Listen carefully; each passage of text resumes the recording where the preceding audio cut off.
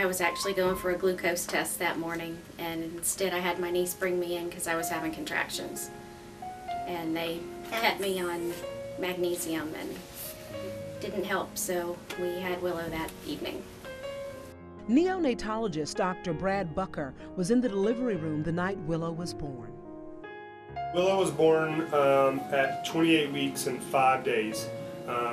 Normal term babies are around 38 to 40 weeks, so she was about 10 to 12 weeks, obviously short of that. So she's what we call an extreme premature baby.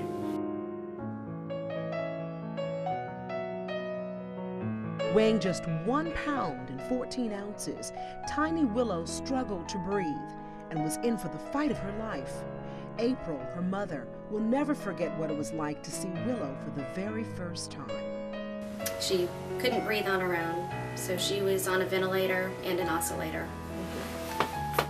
And all the IVs and medication, she was sedated, and we couldn't touch her and we couldn't hold her. That was just the first night. She had a pretty rocky course initially. We put a breathing tube in the delivery room. When we brought her into the neonatal unit, she had to actually go on what we call a high frequency ventilator, which is the highest breathing support that we can provide. She was 2 weeks old before we got to hold her. And that's all you want to do as a parent, is comfort your child. And when you do more harm than good by touching it, it's hard.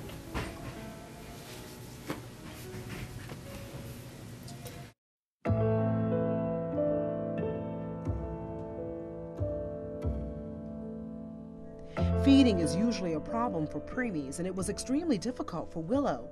She could only get the nutrients she needed through IVs for the first 6 weeks of her life, and that didn't go as smoothly as doctors had hoped. She always had trouble with feeding. At first they thought it was just oral aversions, and then she had a lot of reflux, and the reflux seemed to be the cause of all of it. Anything that she put down came back up, and it burned, and she'd cry, and so then she was afraid to eat anything. Up here 24 hours a day, trying to nurse her, trying to bottle feed her, and that just wasn't working. And she was having to take all of her feeds by mouth or by IV. If we could get her to take a few cc's by bottle, we were excited. When she should have been taking 20, we were excited when she took 2 or 3.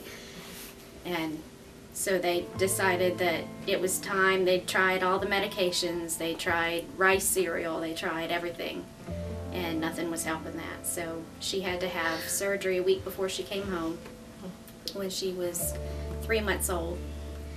Actually, it was a couple of days before her due date. So we called our surgery partners in and actually put a very small little tube that goes from the outside of the skin directly into her stomach, so that we could feed her safely by that route.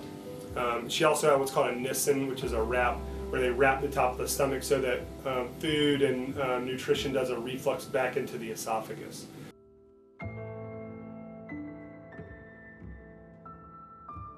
You get to know everyone, the receptionist and all the nurses and all the staff downstairs, the security guards, and everyone knows you because you're here so often. Security would have to let us in the middle of the night, and that's kind of nice. You know, you feel like you've become a part of things a little bit. We delivered here, so she was in good hands here. Willow spent 16 weeks and 4 days in the Children's Hospital's neonatal intensive care nursery before she was ready to go home. How is Willow doing today? She's doing great today. Yesterday she had her feeding tube removed, so she's 100% on her own. She's off of her apnea monitor. She's off of all medications. She's drinking all of her bottles and eating baby food and rolling over and doing all that stuff that she should be doing. So she's doing great. Still tiny, but she's gaining weight on her own. Willow Nettles, a true miracle child.